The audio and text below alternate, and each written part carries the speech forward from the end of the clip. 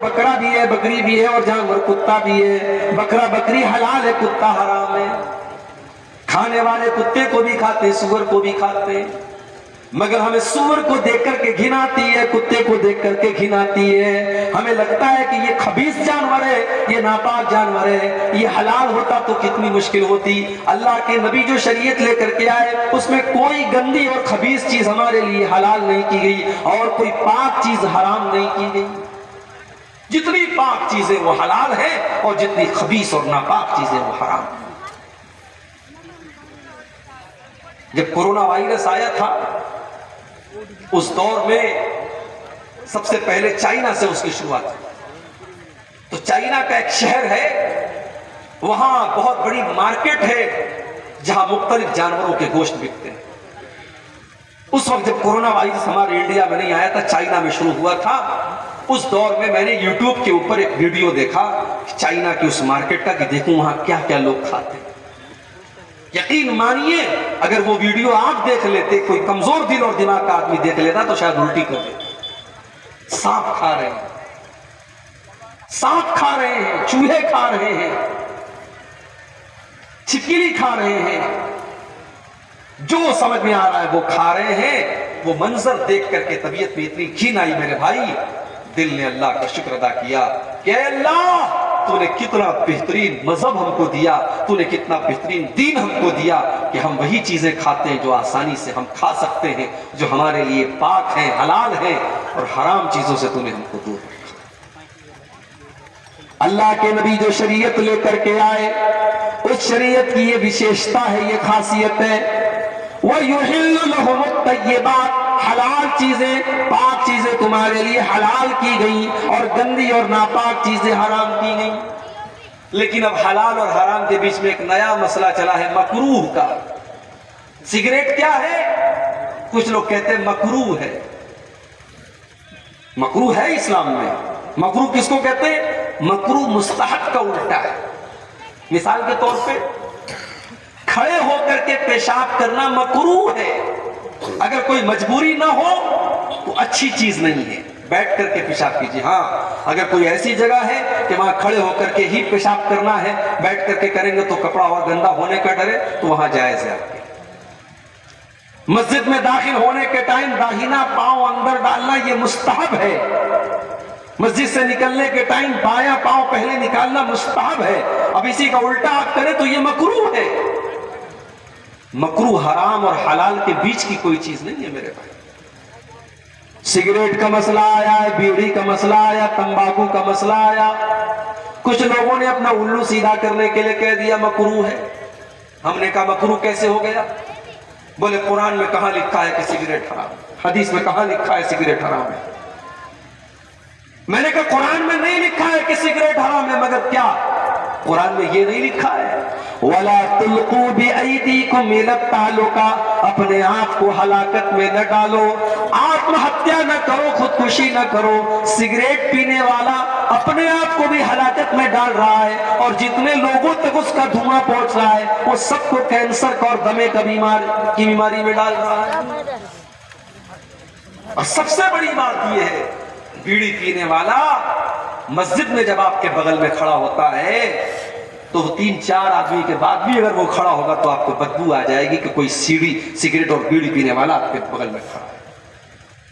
جب اللہ کے نبی نے یہ فرمایا کہ لہسن اور پیاز، کچا لہسن اور کچی پیاز کھا کر کے کوئی مسجد میں نہ آئے کیونکہ فرشتوں کو اس سے تکلیف ہوتی ہے، میرے بھائیوں اگر فرشتوں کو کچے پیاز اور کچی لہسن کی مہک سے تکلیف ہو سکتی ہے تو بیڑی اور سگریٹ کی مہک تو اس سے زیادہ بری ہوتی ہے، کیا فرشتوں کو اس سے تکلیف نہیں ہوتی؟ ہم نے اپنے مطلب کے لیے مکروہ قرار دیا۔ حرام ہے یہ سگریٹ، حرام ہے یہ بیڑی اور حرام ہے یہ تمباکو۔ میرے پیارے ساتھیوں، ہر وہ چیز جو آپ کے بدن کو، آپ کے شریر کو، آپ کے اخلاق کو، آپ کے مال کو برباد کرے وہ چیز شریعت کے اندر حرام ہے، بیچ کا راستہ مت نکالیں۔ وَيُحِلُّ لَهُمُ الطَّيِّبَاتِ، ہم نے تم کو وہ نبی دیا ہے جو پاک چیزوں کو تمہارے لیے حلال کرتے ہیں اور ناپاک چیزوں کو تمہارے لیے حرام کرتے ہیں۔ کبھی کبھی ایسا بھی ہوا ایک جانور اللہ کے نبی کے دور میں ملتا تھا، گوہ نام تھا اس کا، عربی میں اس کو زبن بولتے ہیں۔ گو کا جانور حلال تھا مگر اللہ کے نبی کو پسند نہیں تھا۔ آپ کے سامنے گو کا گوشت آیا، آپ نے کہا کون سے جانور کا گوشت ہے؟ بتایا گیا گو کا گوشت ہے۔ آپ نے کہا میں نہیں کھاتا، مجھے پسند نہیں ہے، تمہیں کھانا ہو تم کھا لو۔ آپ نے جائز تو قرار دیا مگر آپ کی اپنی طبیعت کو وہ پسند نہیں تھا، اس لیے شریعت کے مسئلے کے حساب سے گو کا جانور حلال ہے، کھا سکتے ہیں۔ تو شریعت میں تمام پاکیزہ چیزیں حلال ہیں اور تمام پاکیزہ چیزیں حرام ہیں۔ اور آگے بڑھیے، وَيَزَوْ عَنْهُمْ إِسْرَهُمْ وَالْأَغْلَالَ الَّتِي كَانَتْ عَلَيْهِمْ، اور میرے نبی نے ان بوجھوں کو، ان رسم و رواج کی ان زنجیروں کو تم سے ہٹا دیا جو تمہارے اوپر تھی۔ بہت ساری رسم و رواج تھی، اس کو اللہ کے نبی نے ختم کیا۔ میری پیاری ماؤں بہنوں، کتنے قبیلے عرب کے اندر ایسے تھے جن کے درمیان اگر بیٹی پیدا ہو جاتی تھی تو وہ اس کو کلنک مانتے تھے، بیٹی کی پرورش کو وہ بہت بڑا کلنک مانتے تھے۔ بیٹی پیدا ہونے کے بعد بیٹی کو اپنے ہاتھوں سے وہ زندہ زمین میں گاڑ دیا کرتے تھے، دفن کر دیا کرتے تھے۔ یہ رسم جو ان کے درمیان پائی جاتی تھی، اللہ نے قرآن میں نقشہ کھینچا، وَإِذَا بُشِّرَ أَحَدُهُمْ بِالْأُنْثَىٰ ظَلَّ وَجْهُهُ مُسْوَدًّا وَهُوَ كَظِيمٌ، جب ان کے گھر میں بیٹی کی پیدائش ہوتی ہے تو باپ کا چہرہ کالا پڑ جاتا ہے۔ يَتَوَارَىٰ مِنَ الْقَوْمِ مِنْ سُوءِ مَا بُشِّرَ بِهِ، باپ اپنا چہرہ اپنی قوم سے چھپاتا ہے۔ أَيُمْسِكُهُ عَلَىٰ هُونٍ أَمْ يَدُسُّهُ فِي التُّرَابِ، وہ سوچ میں پڑ جاتا ہے کہ کیا کروں، اگر بیٹی کی پرورش کرتا ہوں تو سماج میں ذلت اور رسوائی اٹھانی پڑے گی، اور دوسرا راستہ یہ ہے کہ بیٹی کو زندہ زمین میں گاڑ دوں۔ بیٹیوں کو گاڑ دیا جائے، یہ الگ بات ہے۔ سائنس ترقی کر گئی، آج زمانہ ترقی کر گیا، انسان چاند پر پہنچ گیا، مگر بیٹیوں کو تو آج بھی بوجھ مانا جاتا ہے۔ آج بھی کئی ہاسپٹل کے باہر کسی کوڑے کے ڈھیر میں یہ بچی آپ کو نظر آ جائے گی، کہیں یہ بچیاں طوائف کے اڈوں پر آپ کو نظر آ جائے گی، کہیں ان بچیوں کو بازاروں میں لے جا کر کے بیچا جا رہا ہے، اور کہیں تو یہ ماں کے پیٹ میں ہی مار دی جاتی ہے، ایبارشن کر دیا جاتا ہے۔ وہ لوگوں، کبھی موقع ملے تو یوٹیوب کے اوپر ایبارشن کا ویڈیو دیکھ لینا۔ وہ لوگ تو بہت بے رحم تھے، وہ بیٹیوں کو پیدا ہونے کے بعد اپنی بیٹیوں کو قتل کرتے تھے۔ آج کا انسان تو اتنا بے رحم ہو چکا ہے کہ وہ تو ماں کے پیٹ میں ہی بیٹیوں کو قتل کر دیتا ہے۔ ایبارشن کا ویڈیو آپ دیکھیے، اس معصوم بچے کو جو ماں کے پیٹ میں ہے، اور الٹرا ساؤنڈ کے ذریعے صرف اتنا بتا دیا گیا کہ آپ کو بیٹی ہونے والی ہے۔ باپ کہتا ہے ڈاکٹر سے، ماں کہتی ہے ڈاکٹر سے مجھے بیٹی نہیں چاہیے، نہیں چاہیے مجھے یہ بوجھ، میرے پاس آلریڈی تین بیٹیاں ہیں، مجھے تو بیٹا چاہیے تھا، مجھے ایک اور بوجھ نہیں چاہیے۔ وہ ڈاکٹر سے کہتا ہے میں اسے صاف کرنا چاہتا ہوں، ختم کرنا چاہتا ہوں۔ ڈاکٹر ایبارشن کرتا ہے۔ وہ لوگوں، ایبارشن کے ذریعے، اس دوا کے ذریعے وہ معصوم بچہ جو ابھی پوری طریقے سے بنا بھی نہیں ہے ماں کے پیٹ میں، اس بچے کے ٹکڑے ٹکڑے کر دیے جاتے ہیں، اس کے ہاتھ پیر توڑ دیے جاتے ہیں، اس کے بدن کی بوٹی بوٹی نوچ کر کے اس کو ماں کے پیٹ میں مار دیا جاتا ہے۔ یہ آج کے دور کا پڑھا لکھا انسان کر رہا ہے، یہ آج کے دور کا مہذب انسان کر رہا ہے، یہ آج کے دور کا ترقی یافتہ انسان کر رہا ہے۔ ارے ہم سے اچھے تو وہ لوگ تھے، وہ کم سے کم اپنی بیٹیوں کو پیدا تو ہونے دیتے تھے، وہ دنیا کی شکل دیکھنے تو دیتے تھے۔ ہم تو اتنے بے رحم ہو گئے، ہم نے ماں کے پیٹ میں ہی بچیوں کو قتل کر ڈالا۔ حساب دینا پڑے گا قیامت کے۔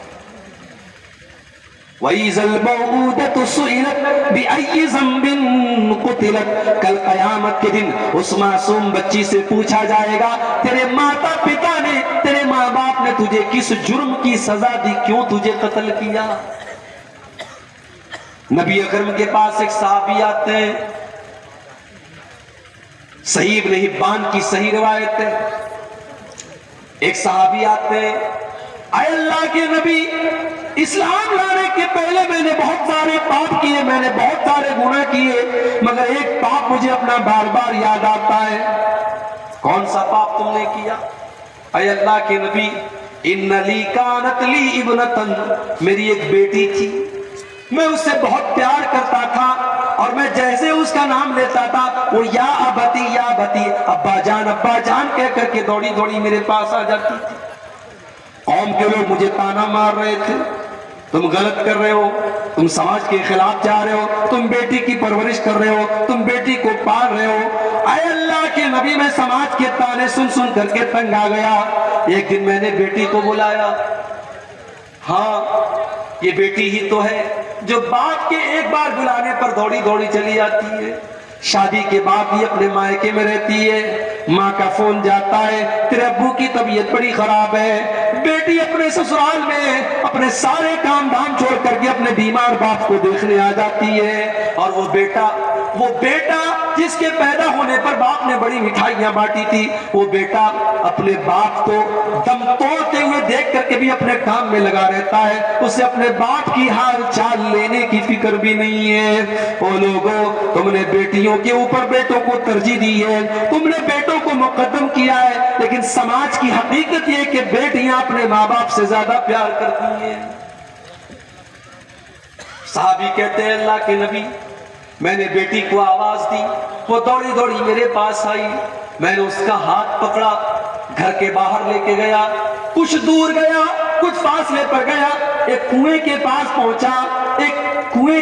پہنچا، اور میں نے اپنی بیٹی کو اس کنویں کے اندر دھکا دے دیا، اور جب میں نے اپنی بیٹی کو اس کنویں کے اندر دھکا دیا، آخری لفظ جو بیٹی کی زبان سے نکلا وہ کہہ رہی تھی یا ابتی یا ابتی، اے ابا جان، اے ابا جان، گویا کہ وہ مجھ سے سوال کر رہی تھی، اے ابا جان اس معصوم کی خطا کیا ہے، اس معصوم کی غلطی کیا ہے، کس جرم کی سزا اپنی بیٹی کو دے رہے ہو۔ اے اللہ کے نبی، آج بھی اپنی اس بیٹی کا یہ جملہ آج بھی میرے کان میں گونجتا ہے، وہ جب یا ابتی کہہ کر کے دنیا سے گئی تھی، وہ آواز آج بھی میرے کانوں میں گونجتی ہے۔ صحابی یہ بیان کرتے ہیں، آنکھوں سے آنسو بہ رہے، اور اللہ کے پیارے نبی کی آنکھوں سے بھی آنسو بہ رہے، اللہ کے نبی بھی رو رہے۔ صحابہ کہتے ہیں تو نے اللہ کے نبی کو غمگین کر دیا، تو نے اللہ کے نبی کو دکھی کر دیا۔ اللہ کے پیارے نبی صلی اللہ علیہ وسلم فرماتے ہیں نہیں کوئی بات نہیں، انہوں نے تو اپنے دل کی بات بیان کی ہے، ان کو بیان کرنے دو۔ پھر اللہ کے پیارے نبی اپنے صحابی سے کہتے ہیں او میرے پیارے صحابی، اسلام لانے کے بعد تم نے پچھلے جتنے گناہ کیے ہیں اللہ نے سارے کے سارے گناہوں کو معاف کر دیا ہے، جب تم نے سچی توبہ کر لی، تم اسلام لے آئے تو پچھلے سارے پاپ تمہارے معاف ہو گئے۔ میرے نبی رسم و رواج کو توڑنے کے لیے آئے، ہم اور آپ رسم و رواج کو توڑ نہیں رہے ہیں، رسم و رواج کو نبھا رہے ہیں۔ میرے پاس یہی شیرسابادی قوم ہے، ماشاءاللہ 99% اہل حدیث قوم ہے، لیکن آج ہماری قوم کے اندر بھی جہیز کا لین دین ہوتا ہے کہ نہیں ہوتا ہے؟ ہماری قوم کے اندر بھی بیٹیوں کا سودا ہوتا ہے کہ نہیں ہوتا ہے؟ کیوں میرے بھائیوں، کیوں آپ نے غریب باپ کی بیٹی کو بوجھ کیوں بنا دیا؟ آج غریب باپ اپنی بیٹی کی شادی کرنے کے لیے بینک سے لون لے رہا ہے، ذمہ دار کون ہے؟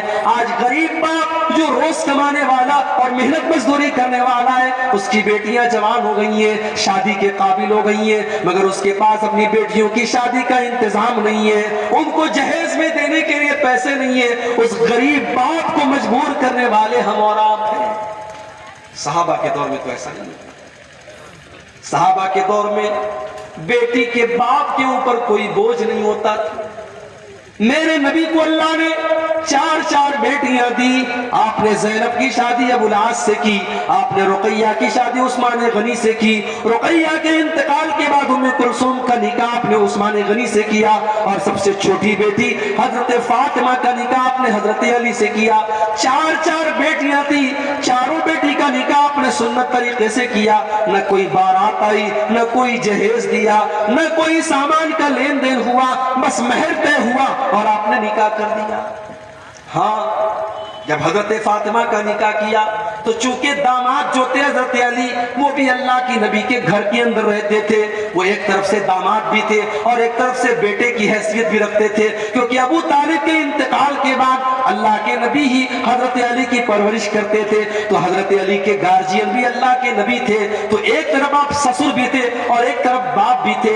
آپ نے سسر کی حیثیت سے نہیں، آپ نے باپ کی حیثیت سے، حضرت علی کی نئی نئی گرستی تھی، نیا نیا گھر تھا، آپ نے گھر بسانے کے لیے جب اپنی بیٹی کی آپ شادی کرنے لگے، آپ نے بستر دیا، آپ نے تکیہ دیا، آپ نے پانی کا ایک مشکیزہ دیا، آپ نے یہ ضرورت کے چند سامان دیے۔ اگر یہ جہیز تھا تو اللہ کے نبی نے اپنی باقی 3 بیٹیوں کو جہیز کیوں نہیں دیا؟ ہم رسم و رواج کو نبھا رہے ہیں، رسم و رواج کو نبھا رہے ہیں، اور نتیجہ یہ ہے میرے بھائیوں کہ آج سماج کی نظر میں بیٹی بہت بڑا بوجھ